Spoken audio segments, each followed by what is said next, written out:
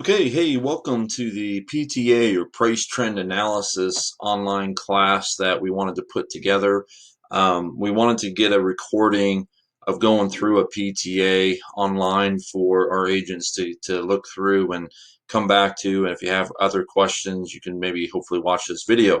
So I wanted to do it live as if I was actually sitting in front of my computer by myself doing it. And I asked our office if somebody has a PTA that they need done. Got a lot of responses, so that's good. A lot of new listings coming up.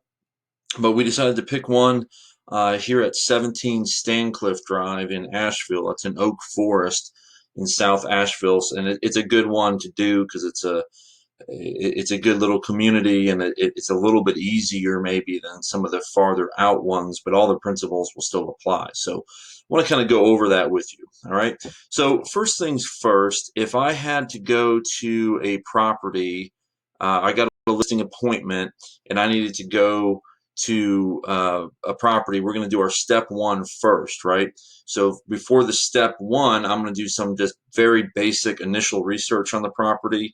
And then we're going to go to the step one, find out everything we can about the property and about the owners. And then we're going to get ready for our step two or our doors presentation, which will include your PTA or pricing packet. So before we go on step one, I'm going to do my basic research. So this is what I'll do. All right. So if I know in this case it's 17 Stancliffe Drive, I'm just going to go here and I want to first find out if there's anything in the past that was on 17 Stancliffe Drive.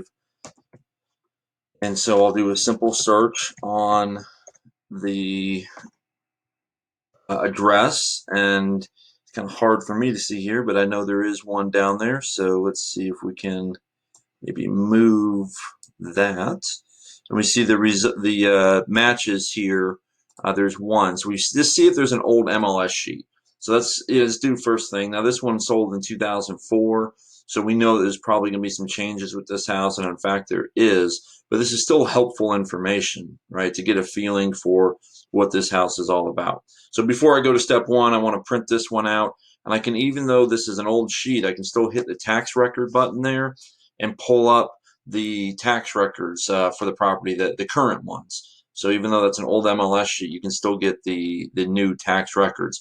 So in this case, I can see who my owner is, make sure that's the same person I was talking to on the phone before step one. I can come through here, see what the tax records show, see what the MLS shows. In this case, it's showing 2248 from the old MLS, but it's showing now it's 2639. So why is that? So I happen to know from talking to our agent Madison a moment ago that that's because they have now finished out a sunroom on the property. So obviously you would know that going there on step one like she did. I didn't know that, so I wanted to call her and kind of use her as my quick step one to find out what they've done with the property. Okay. But I know that he's got the AVM of 462.9. It's just a computer algorithm. Sometimes it's accurate, sometimes it's not. We'll find out together. I haven't done the PTE on this house yet, so we'll find out together here. We can find out what they bought it for. In 2004, they paid $290,000. We could even see what their mortgage history is. So back in 04, it looks like they took out a mortgage of 231.9, as well as maybe a second mortgage of 43.4 with two different banks that are no longer in existence. So that's interesting. But they have since also refinanced a couple of times, and it looks like in 2018 they did a refi here for 120. So why am I looking at that? Well, I just want to have an idea when I go in and talk with these people. In this case, we know that property will be worth somewhere over 400,000. I'm already certain of, just knowing it's in Oak Forest. But if we see that number to show 420,000 on the refi, it's good to know. I'm gonna need that information to understand who I'm talking to on the seller side. Okay, so that's what I'm gonna do before step one. Print out the tax records, print out the MLE. Not a big deal. Just print those things out, and we're good to go. All right. So to start the PTA, we got to download the PTA itself, and we're going to do that by going to Weichert 1 and logging in, which I'm already logged in here, and then you go to Weichert University, And I apologize for the camera popping in and out. It's going to do that as we switch websites. And then the PTA is right here. Price trend analysis is right here. Okay, so you click that, you download it. I have already downloaded it for us, so I'm going to get out of these sites here, and I'm going to go ahead and pull up the PTA. So when I pull up the PTA, it's not online, so I believe the camera will pop out. I'm using Loom to do this recording, and it only likes to record the camera when I'm on a website.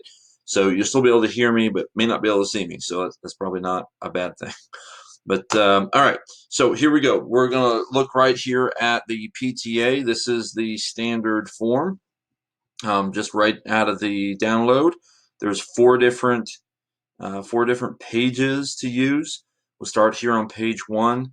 One thing you need to know is everything I'm going to tell you is right here in green. All the instructions on each page is in green. So it won't be hard for you to go back and relearn or reread what you need to do on each page. But let's go ahead and walk you through it. All right. So you do want to kind of go in order on the pages.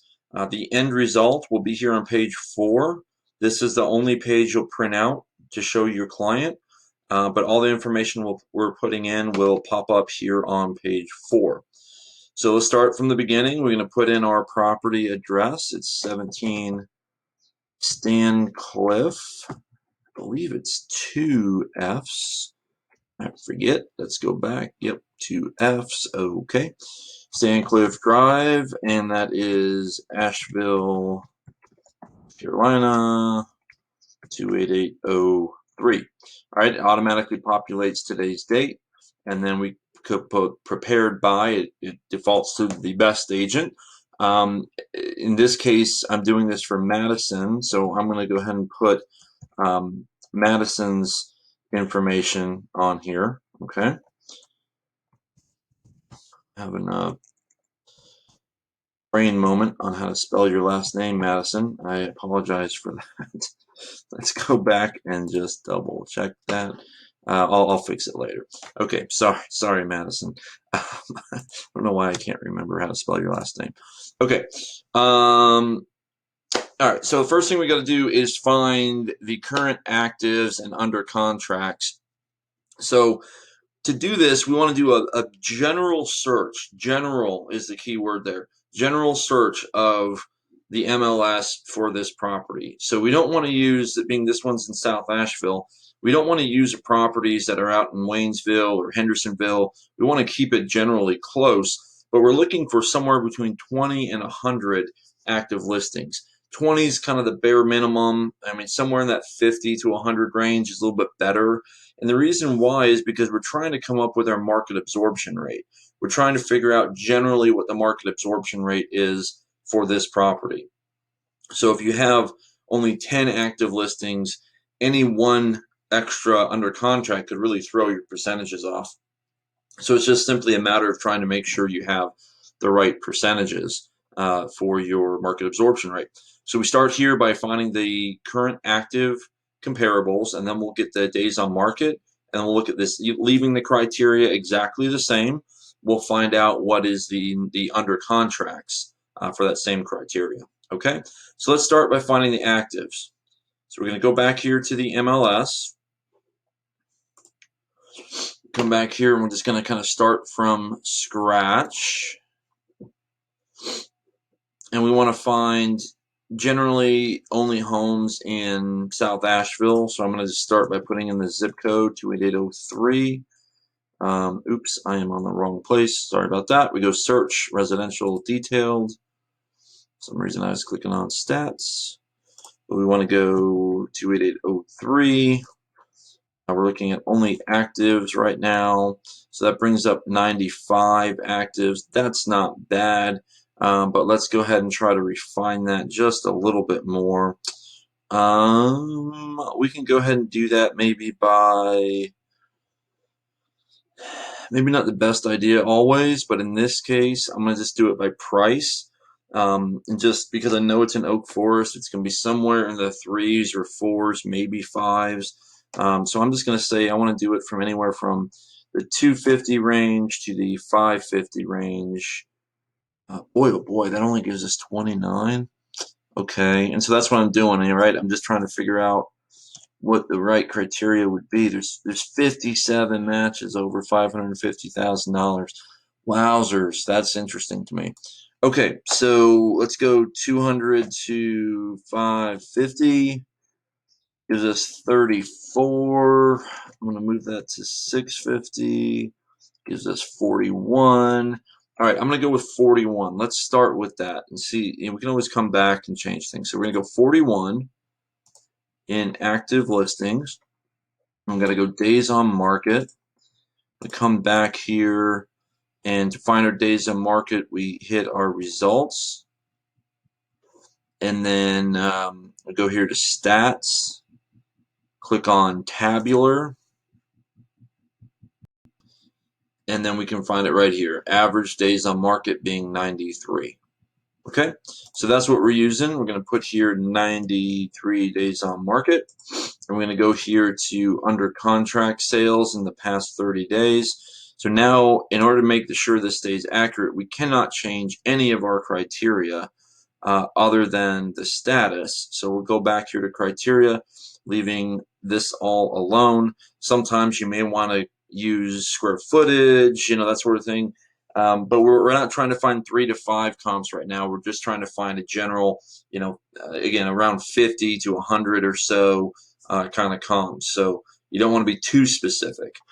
So again, we just leave that alone, and we're just going to go to under contracts and in the last 30 days. Under contracts, last 30 days. All right, so that gives us 32. That's insane. The reason I say that's insane is because see what this is going to do to our market absorption rate.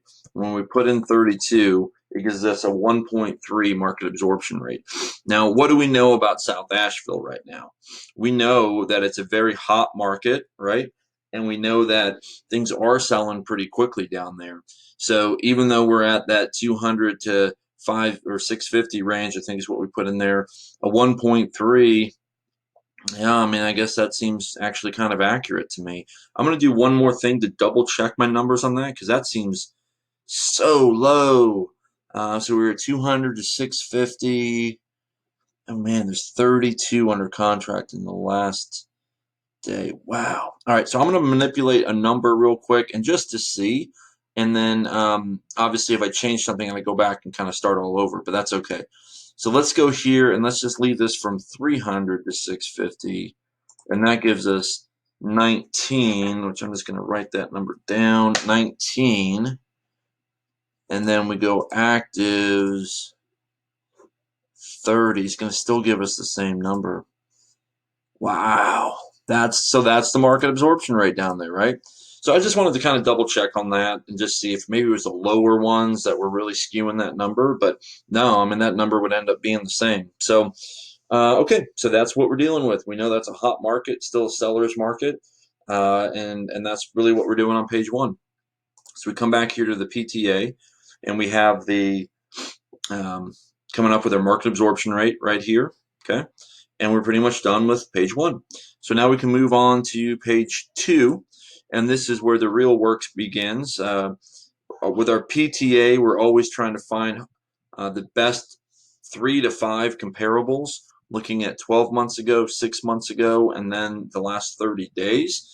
And by doing that, it gives us this trend that will show here on the last page, give us this trend of what the market looks like for this particular house. Okay, so now we need to get a lot more specific on finding the right comparables. So you can start at 12 months or 30 days or even 6 months if you want. It doesn't really matter, but you want to start kind of with one section and work your way the other way. I usually like to start with what's going on right now, only because I just feel often like I have a better feeling for what's going on right now than what my memory is from a year ago. So I kind of like to start there, but it doesn't matter. Either way, the numbers should be what they are. All right. So when we go to find comparable properties, let's go to the MLS. We can leave the criteria where we have it, and then we can just start manipulating it, okay? So let's go ahead and start with today, and then we'll work our way back. So we want to find comparables that sold or are under contract in the last 30 days. Now, when you go with 6 months ago, 12 months ago, or even the last 30 days, you can be a little bit liberal on the days, okay? So obviously, if it's 6 months ago, you're not going to only look at homes that sold exactly 6 months ago. So generally, 4 to 8 months ago, in that range, somewhere like that. And depending on how many comparables are available for your property, you might want to get more strict or maybe less strict on your criteria. Okay, so let's go ahead and start looking at today. We'll go with under contracts and closed, and I'm going to go ahead and bring these out to, let's say, the last 60 days, just to not miss. I'm going to go ahead and take that out, just to not miss any comparables as we first start. So we have 67 comparables, but that's with no real criteria in here. So now we need to start looking at that criteria. First things first, your best comparables are typically going to be in the same neighborhood as yours. So with this being a fairly large neighborhood, I'm going to start with Oak Forest just to see what comparables we have in Oak Forest. There's 3 of them, so I want to look at those first. And again, if you remember our square footage here, I have not measured the property yet, but Madison, who has been there, does believe that 2639 number seems to be correct. So we're going to go with that as our guide, 2639. It is a 4-bedroom, 3-bath. One of the things that I did not get to do by not being there, I don't know what kind of upgrades this house has had since that last sale in 2004. Because when I looked at those pictures, the pictures do look like the kitchen is pretty old and that the kitchen had not been updated. So we want to make sure that that we have a good understanding of that. And so I called Madison, and yes, the kitchen has been fully upgraded, has granite countertops, really, really nice according to her. And the master bathroom has been redone as well. One of the bathrooms is still stuck in the 60s. And so there's one bath that's not been redone. Of course, these days, those 60s bathrooms are kind of cool again. So maybe that's not a terrible thing for a second bath. But all right, so we want to find our best comparables.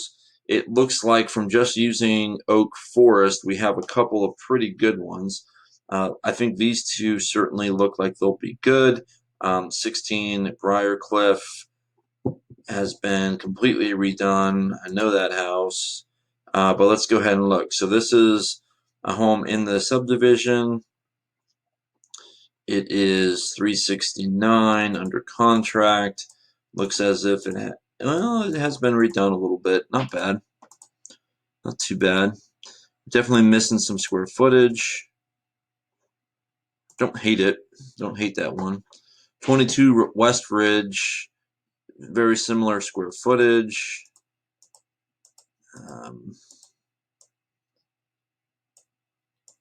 Looks pretty good comparable. Definitely want to use that one. And then 16 Briarcliff, I know because our office had sold that house in the past. Looks like whoever we sold it to has been selling it again. That house had been completely redone top to bottom. Pretty interesting house. So yeah, we can use that one. We definitely might have to do some adjustments on square footage and maybe condition.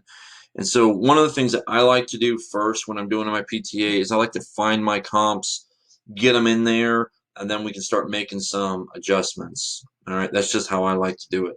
But I definitely want to use this Westridge one, and so I want to make sure we use that when we come back here. But I'm going to pull out Oak Forest. I know there's a lot of brand new homes down there in 28803, so I'm going to go with year built and say I really would like to find some more from 1920 to say 1995, something like that, just to eliminate the newer homes since our home is in the 60s. Bedrooms, let's say a 3 to a 5 bedroom, just to eliminate any kind of 2 bedrooms in there. And then let's use our square footage guidelines. So we're at 2639. Again, I kind of start broad and then come in closer. I might go with 2100. I'm going to go to 2000 to, let's just say 3000. It gives us 14. 14 is a good number to start with. Again, we're just trying to find 3 to 5. You don't want to use any less than 3, but you don't need to use any more than 5. I already know this Oak Ridge or this West Ridge one I want. I'm going to check that. So then I'm going to start here and just using my eyeballs to figure out real quickly if I think it's close to my property or not. Okay, it's got 6 acres, different kind of house. Don't really want to use that one. Don't want to use that one. Ballantree is pretty close, pretty similar kind of neighborhood to Oak Forest. I'm going to check that one for now. This is the one we looked at. It's not horrible. I'm going to check it. I'm going to say no based on, I don't know, it just doesn't feel like the same location to me. This is in Biltmore Park, which is a different kind of neighborhood. Definitely maybe a step up as far as pricing goes. So I'm going to eliminate that one. I'm going to eliminate that one. That one we like. Hidden Valley Farms. I think I'm going to leave that one alone. Good old Marcos bought that house for himself. Good job, Marcos. All right, so we're at Briarcliff here. I think I want to use it. We're going to have to do some adjustments on it, though. This one here in Stonecrest Drive, I'm going to avoid that one for now. I like this one. Let's use that one. We're going to have to do some adjustments, but let's use it. Maybe we've got 5 checked already. Ballantree again. Looking through some pictures, that one's not too bad. All right, so I'm going to check that one as well. I'm going to refine down here. Retain checked. I can go back here. Now I have 6. I can eliminate one. I can go back through here and just see which one I want to eliminate. It might be that one there. Could be that one too.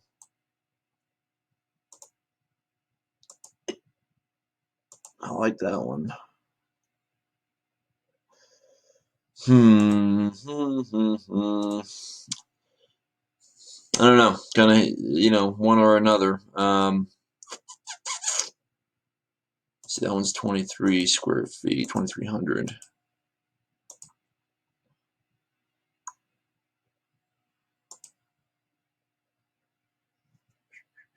Since that one's in Oak Forest, I kind of don't want to use it, but because it's in the neighborhood, I feel like we need to.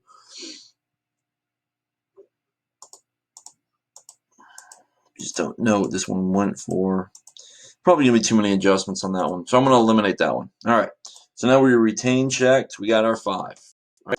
So we got our 5. Typically, there's no way for me to do this on the video. We're not an easy way anyway. So I'm just going to tell you what I typically would do if I'm really studying this and I know I want to do a lot of adjustments. I would print out these 5 at the office and have them in front of me and maybe make adjustments on paper right in front of me. But for here, we're just going to kind of do it on the fly as we are entering in data. How do you make adjustments? Well, the quick answer to that, I'm trying to make this video as quick as I can for you so you don't get bored out of your mind. But the quick answer to that is whatever you would pay for an item, like let's say it has a garage and the subject property doesn't have a garage, how much more would you pay if you were a buyer? That's the answer. So some people might pay $20,000 more for a garage. Some might pay $40,000 more. Some might pay nothing more. But overall, just what do you think the average would be for a buyer? How much would they pay for that item, like a garage? And that's really what your adjustment should be. The big thing when we talk about making adjustments is the square footage, like it shows here. We can't we can't use the actual price per square foot. All right, so let me pull up a calculator here. I think it'll show up on the screen for you. I hope it does. But let's say it's 369,995 divided by the square footage, which is the 2069, and that gives us $178 a square foot. So if at 178, writing that down, at 178, if we go with our square footage of 2639 minus 2069, that gives us 570 square feet difference. Okay, so multiply that by 178, that's a $101,000 difference in price. Is that true? No, it's not. So we just can't use the actual price per square foot when you're making square footage adjustments. And the reason why is because it's still land. You're buying land and you're not adjusting for that in square footage.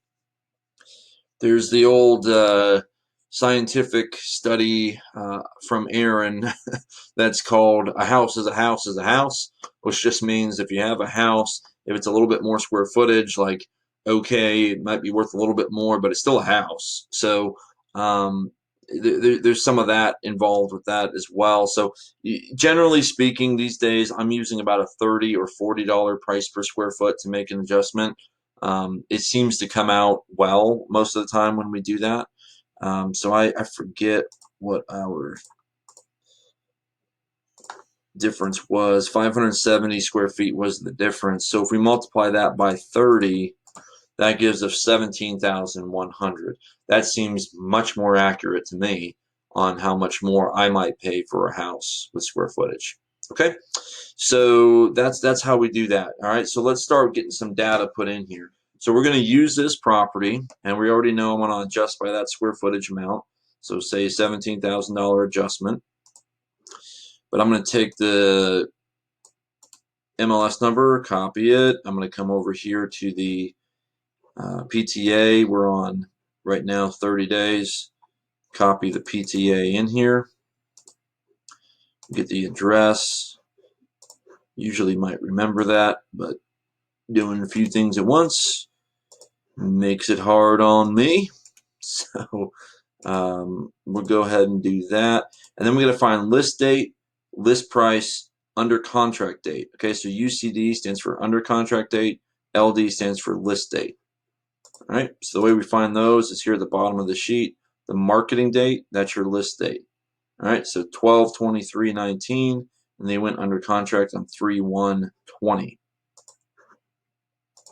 So we go 12/23/19, 3/1/20. Okay. List price on this property was $369,995. It's not closed yet, so we don't have a closed price. $369,995. All right, we don't have the closed price, which in this category here is okay. You don't have to put in a sold price. Something with how they built that Excel sheet, it already knows and will calculate that. So don't worry about that. Just leave that blank when you're using under contract. But now we need to make our adjustments, right? So we're going to adjust for the square footage. And I think I might just leave it at that because the condition's not bad. It's pretty decent. I think it's similar, I guess, is the point. It's similar to our subject property. So let's just adjust it by $17,000. Man, my math is bad, guys. Sorry. So 369,995 plus 17 grand, about 386,995. All right.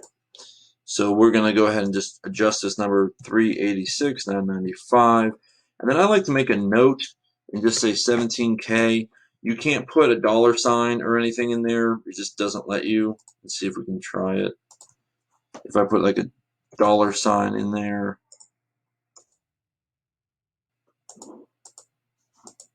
I don't know. All right, I guess it does.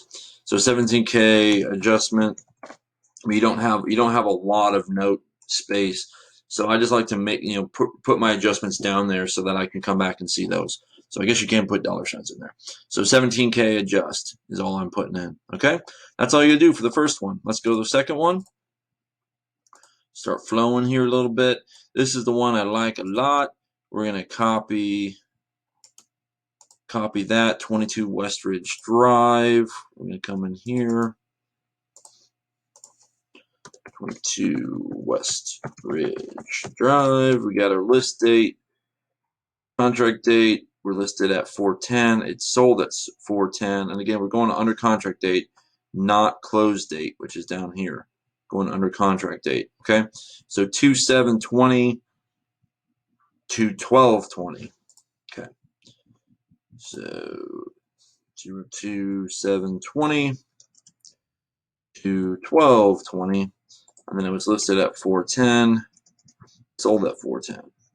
Now, if we want to make any adjustments to this property, we have to adjust both list price and sold price. Okay, so I don't think I am going to make any adjustments. It's really close. It's in the same neighborhood. It looks like it's been redone, similar to our property. I'm not making any adjustments on it, so we're going to leave that one alone. All right, moving on to the next one. Briarcliff. It's an oak forest as well. It's a good comp. 16 Briarcliff. We sold that, our office sold that property just a year or so ago as a listing agent. Oops, I didn't grab that, I guess. So somebody's flipping it right back around. I want that paste.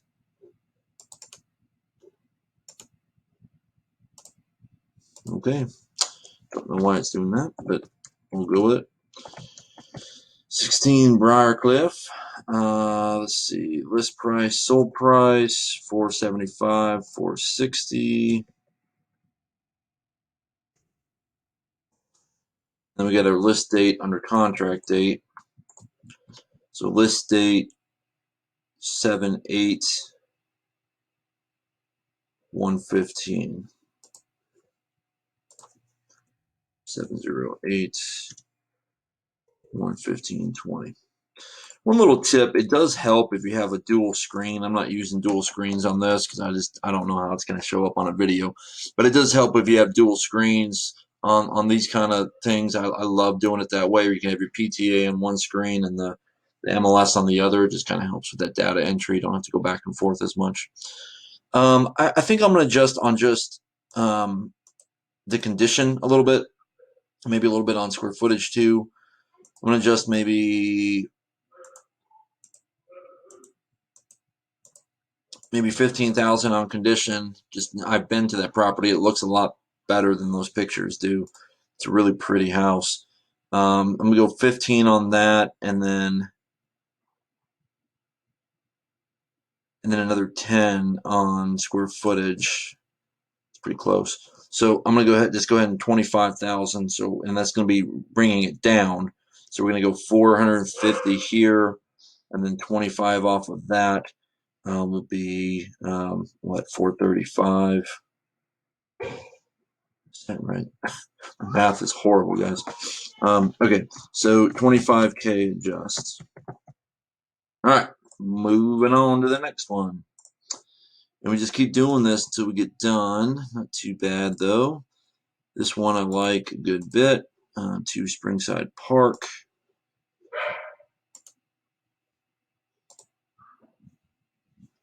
Okay. Don't know why I did that. There we go.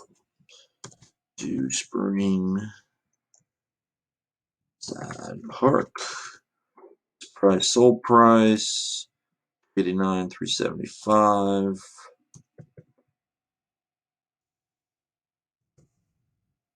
That, we got our list date, under contract date. Just keep doing your data, 13/2/15.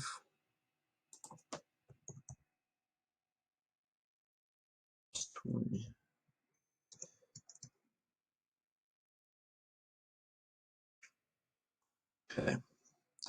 I don't think I'm going to make any adjustments on this one.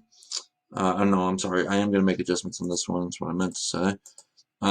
Because I know Springside Park's maybe not quite as good, but it's not. It's right next to Oak Forest, so it's not bad. Just gonna, yeah, the condition's not bad. They've redone some bathrooms and such. Really cool basement. Okay, I'm gonna adjust a little bit just on the overall square footage, I suppose, and that would bring us to 600, about $20,000 difference. So I'm gonna make that adjustment. Go at 20,000 difference.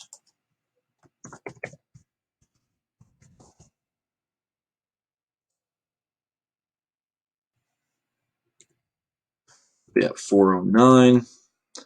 20,000 on the sold price brings us to 95. All right, one more, and then we can move on to the next. So 41 Ballantree Drive.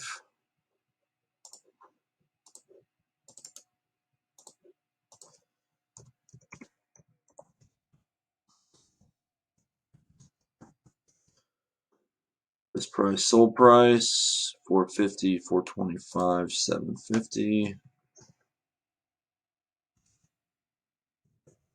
Okay. Dates.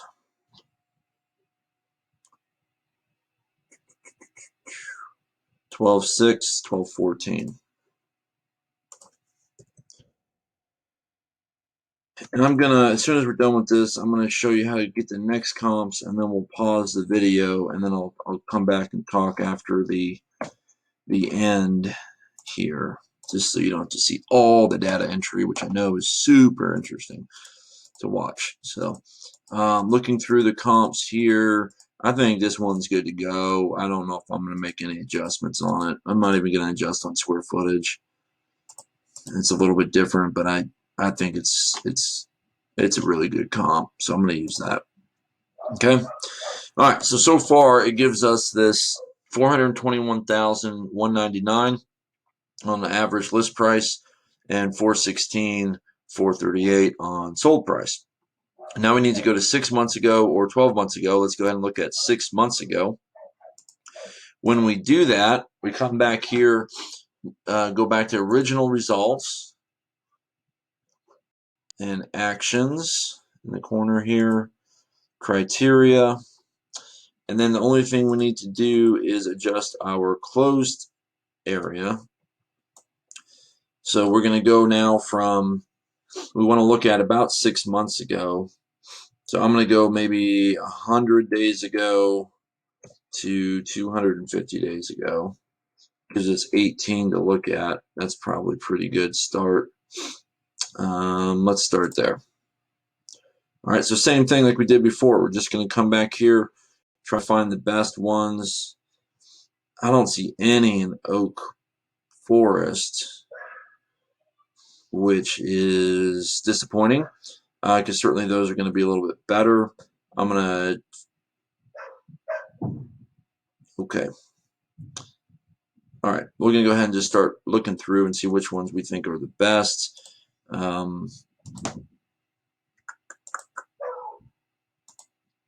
Come back to that one, maybe. No, I don't want to go in Kenilworth. That's not really the same as Oak Forest, a different style overall. So I'm going to click this one in Ballantree. That looks pretty good. We'll come back to it. Devonshire is different kind of neighborhood. Rose Hill isn't bad. Go ahead and select that one for right now. I don't like that one. I want to stay away from Kenilworth if I can. We'll select that one maybe and come back to it. Sweetbriar, avoid that if I can. Biltmore Forest is again a little bit different kind of community. Don't want to go there if I don't have to. Ballantree I like.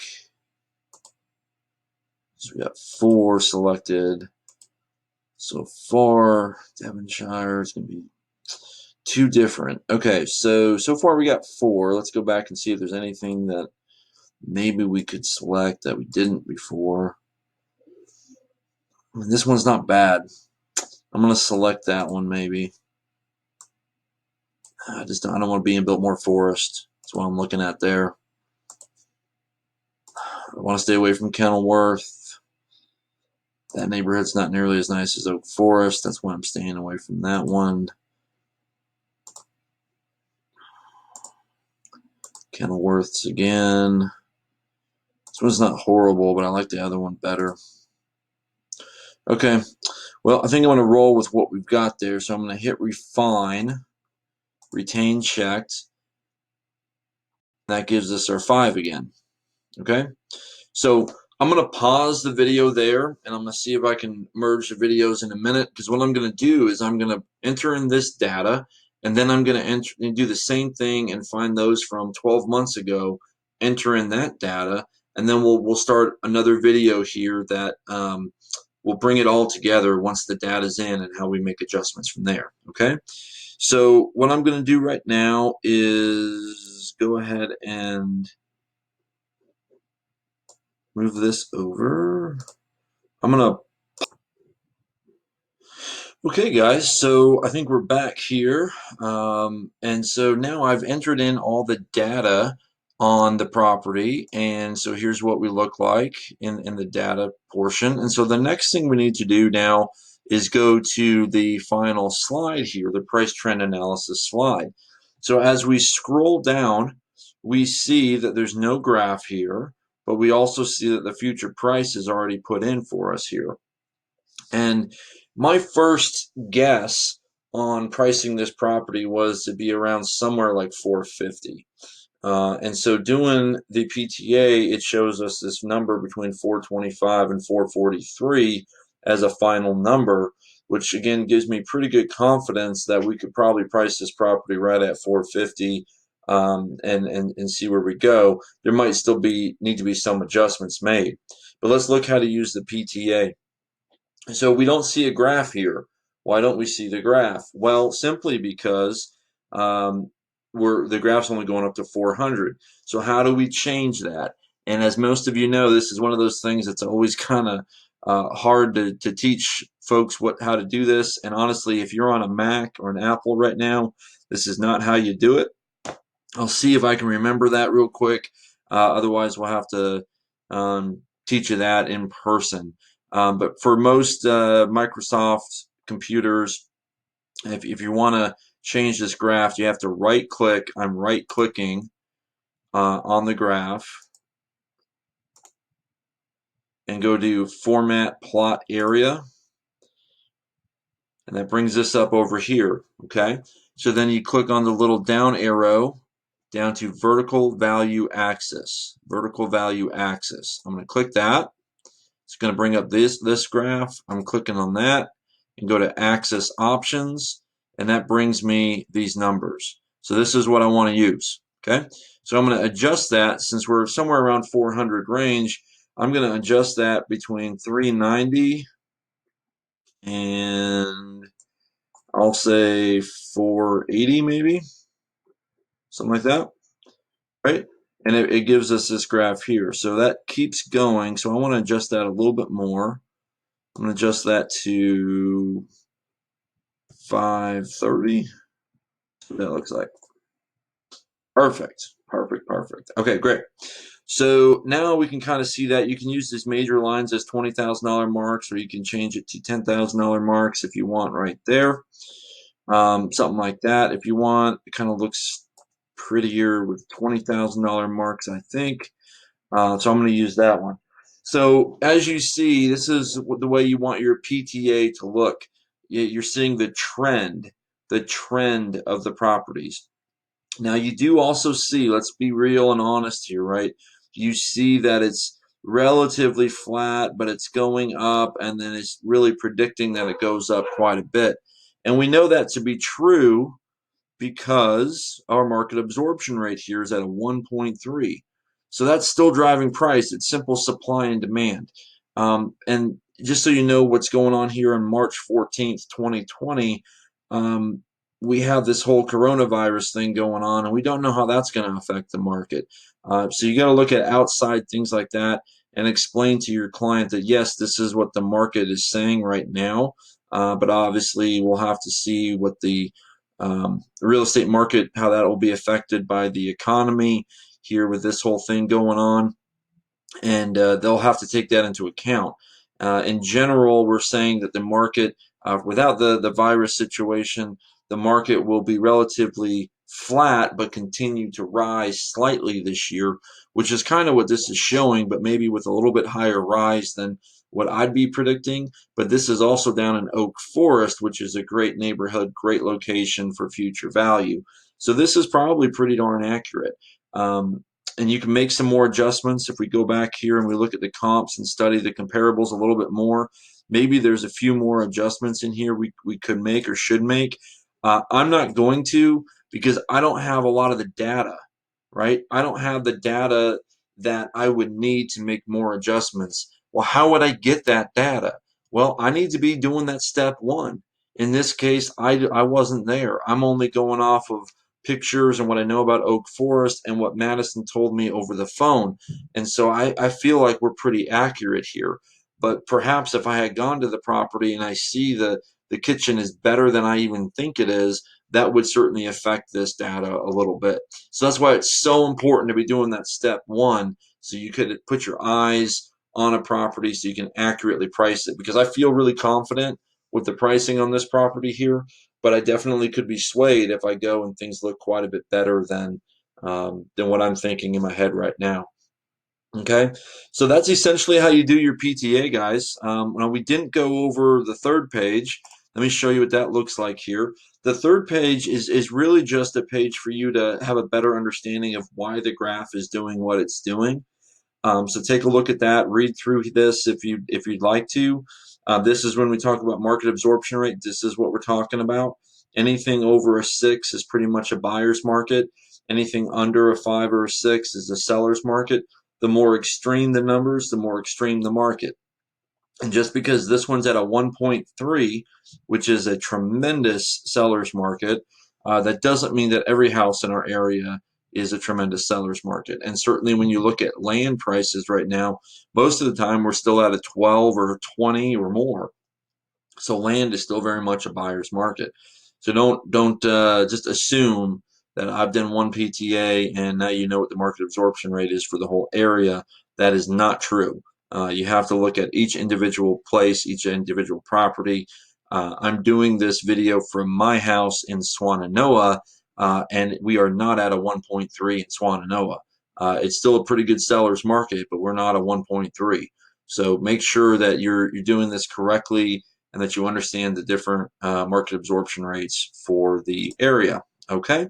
Again, when you print this out, you just go to print, um, just like this here, and it will print out just this one page, and that's what you'll use for your PTA. All right. Let me go ahead and pull this back out here and just say, that's essentially what you need to know how to do a PTA.